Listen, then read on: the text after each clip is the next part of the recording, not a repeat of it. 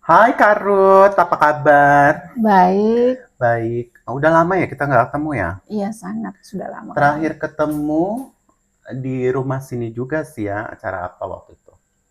Aku mau tanya-tanya sedikit tentang kesibukan Kak Ruth, terus kegiatannya apa saja, terus nanti juga kita akan ngomongin gimana sih keadaan Papua sebenarnya, ada isu apa dan apa sih sebenarnya yang terjadi di sana gitu. Karena secara pemberitaan kan kurang banyak nih gitu pemberitaan tentang Papua itu. Terus ada juga kayaknya katanya semacam pemberitaan di Papua itu sengaja ditutup-tutupin gitu. Nah, kayak dengar-dengar teman-teman aktivis juga katanya ada pembatasan di sana itu sering internetnya dimatikan gitu. Terus ya banyak hal-hal yang seperti itulah gitu. Seperti intimidasi-intimidasi gitu kan. Nah, Kak Ruth kan asli orang Papua kan gitu. Jadi bolak-balik Jakarta Papua itu lumayan sering gitu lah. Jadi cukup tahu lah kondisi lapangan itu seperti apa sih sebenarnya yang terjadi di sana itu. Ya, kondisi lapangan, terima kasih untuk kesempatannya, Mhm.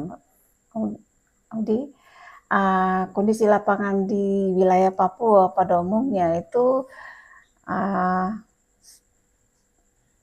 sangat-sangat mencekam ya, Hmm. karena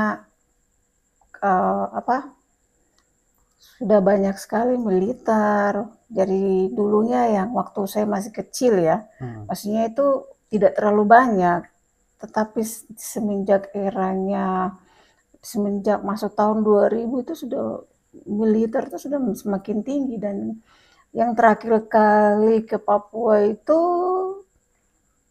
di tempat-tempat yang dulunya saya tidak pernah melihat itu berbagai macam militer dengan berseragam itu sangat banyak di seluruh wilayah Papua. Yang kemarin saya pergi itu di daerah Jayapura ya, itu saja tuh di mana-mana itu sudah banyak militer, melebihi tempat. Jadi saya berpikir ini kayak di medang perang ya. Belum lagi ya kalau di bagian pegunungan. Ini di bagian pesisir di kota Hmm. Jayapuranya.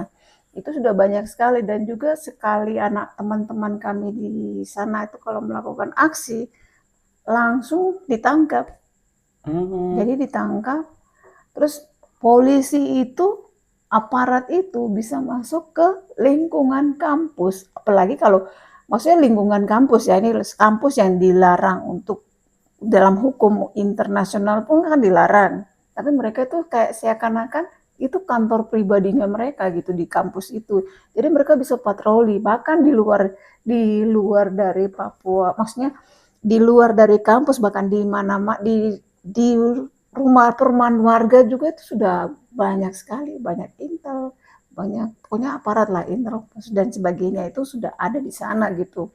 Jadi kondisi yang saat ini itu sangat mencekam bagi saya ya, gitu. Maksudnya bagi kami orang Papua, karena karena Seharusnya tidak perlulah situasi militer yang seperti itu gitu ya, ya. seharusnya sebelumnya kan tidak seperti itu. Nah, menurut saya sih seharusnya tidak tidak tidak seperti itu, yang banyak sekali yang Menurut Kak membuat Ruth itu membuat orang berlebihan, asli. Ya, menurut saya sih berlebihan gitu. berlebihan. Karena sudah melebihi batas lah gitu. Jadi kita seakan-akan kita ini dipantau sebagai orang asli Papua itu, gerak-geri kami kemana-mana itu dipantau oleh mereka begitu. Jadi kami Berarti tidak bebas di atas tanah kami sendiri. tidak ada ruang, Kondisinya sangat ya mencekam lah gitu. tidak ada ruang private Iya, ya, tidak ada ruang private lagi buat warga Papua. Jadi karena mungkin mereka mempunyai eh, kuasa yang lebih tinggi, jadi bebas masuk kemana aja gitu ya, ke lingkungan kampus, ke rumah-rumah itu. Apakah setiap mereka operasi seperti itu selalu menunjukkan surat tugas? ya tidak sih, mereka masuk secara bebas gitu. Jadi di dalamnya memang mungkin sudah ada intelnya. Jadi mereka kayak macam contohnya ya, teman-teman itu mau mengadakan kegiatan, mereka tuh sudah tahu bahwa di sini tanggal ini jam pukul sekian mereka akan diadakan kegiatan. Jadi informasi itu selalu bocor di dalam kampus sendiri, bahkan baik kan di luar juga gitu. Jadi kita itu sebagai orang asli Papua itu dihimpit gitu. Jadi tidak Jadi bebas. kebebasan kebebasan dalam bersuara, berekspresi itu agak-agak terhambat, Dihambat, agak-agak dihambat gitu bukan ya. agak lagi, tapi memang dihambat Oh, itu. dihambat. Tadi kan Karut bilang dari 2000, tahun 2000 ya. Mulai tahun 2000 tuh udah mulai banyak militer gitu. Berarti itu mulai masih zaman pemerintahan SBY. Sebelumnya sudah ada, tapi maksudnya yang meloncak menjadi pada saat itu kan sebelum pas, maksudnya yang ini itu kan kasus pembunuhan Teis dan sebagainya kan, kasus-kasus itu kan terjadi gitu kan. Jadi kami juga mengikuti perkembangan walaupun kami masih SD, itu kami ikuti perkembangan, SMP itu kami ikuti perkembangan itu pada saat terjadi kasus di sana atau terjadi pembunuhan atau terjadi apapun, kayak situasi yang tadinya yang biasa-biasa itu berubah sepi sekali. Jadi kami tahu, kami sudah diberitahu kalau ini cepat pulang atau tidak nih cepat ke rumah. Jadi kami waktu kecil itu tidak berani, dalam arti tidak berani pergi main dari jauh dari rumah gitu. Maksudnya di depan rumah, di halaman doang. Kalau keluar tuh jangan, tidak boleh lebih dari 1 atau 2 jam. Harapannya apa sekarang? Harap Dengan sekarang kan sudah 2024, terus dengan presiden yang baru, yang kita tahu kan presiden yang sekarang mempunyai latar belakang masa lalu yang tidak selesai, atau tuduhan-tuduhan itu tidak pernah dibuktikan bahwa dia bukan pelakunya gitu. Harapannya apa sih dengan pemerintahan yang baru ini? ya Dengan background yang punya tuduhan-tuduhan itu. untuk menjawab harapannya itu tidak ada, karena saya tidak bisa menjawab ini. Dengan latar belakang dia seperti itu, saya pikir ya akan lebih parah lagi gitu. Karena sebelumnya sudah ada latar belakang dia seperti itu. Apalagi sekarang dia jadi presiden punya kuasa yang lebih besar lagi gitu. Jadi untuk menjawab itu agak agak berat, maksudnya berat agak-agak banget. pesimis Ya ya. kayaknya saya tidak bisa mengatakan apa yang harapan apa yang harus apa gitu, karena melihat melihat presiden sendiri saat ini kan latar belakangnya seperti itu, saya tidak bisa menjawab. Nah, Mungkin Karut butuh keajaiban, miracle. mungkin tuh Nah, sekarang kan ada kementerian baru eh, yang mulai pemerintahan Pak Prabowo ini ada kementerian baru namanya Kementerian Hak Asasi Manusia dan menterinya dari Papua. Gimana tanggapannya? Bahagia nggak ada sekarang Menteri HAM yang baru, kementerian yang baru, terus posisinya dipegang oleh orang Papua? Harapannya seperti apa? uh, kalau saya dikatakan bahagia, bahagia itu juga kayaknya tidak deh, Kenapa? karena Kan ada keterwakilan orang Indonesia Timur.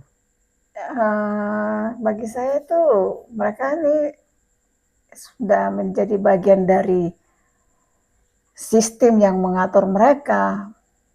Oh, jadi Karut meragukan bahwa dia tidak akan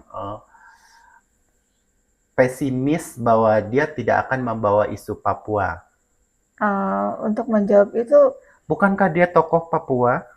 ya dia seorang aktivis sebelumnya ya, mantan aktivis Komnas HAM. Mantan. Oh, ya terus? Ya, maksudnya kan dia pernah bekerja di Komnas HAM dan juga sebagai ketua, dan sekarang ada di apa? Sudah menjadi Presiden Prabowo sudah menunjuk dia sebagai Menteri HAM ya. itu tidak menjamin bagi kami orang Papua. Apa sih? Belum tentu gitu ya. Belum tentu, dan maksudnya tuh maksudnya tidak akan membawa perubahan juga Oke. bagi orang asli Papua.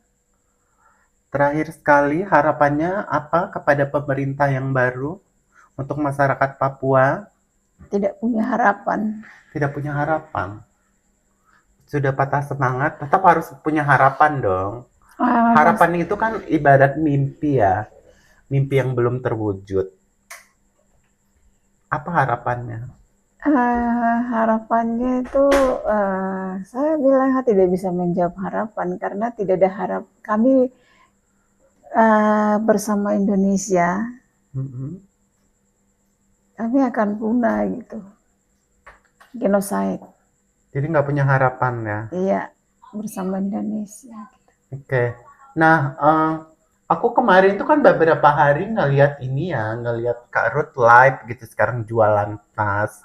Apakah ini mencoba peruntungan baru atau ini lagi dalam tahap penjajakan bisnis yang lain? Sudah sejauh mana sih bisnis baru ini? Saya pikir ini apa ya? Ini bukan bisnis baru bagi saya. Maksudnya ini bukan apa ya?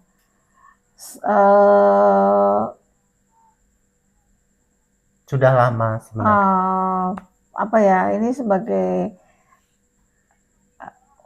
bukan usaha juga, cuman ini mengisi waktu luang yang ada, karena kadang kan sebagai saya sebenarnya itu biasanya menjual stiker atau tidak menjual baju yang berlambang bintang kejora ya, stiker perjuangan gitu. Apa nggak takut jual baju stiker bintang kejora? Saya kan tidak mencuri. Bukan, ke bintang kejora kan mencuri identik dengan barangnya orang, jadi saya tidak perlu takut. dengan simbol bintang kejora itu kan kalau nggak salah identik dengan pemberontakan. Itu kan semuanya sebuah kain aja kan, jadi seperti kain bendera merah putih.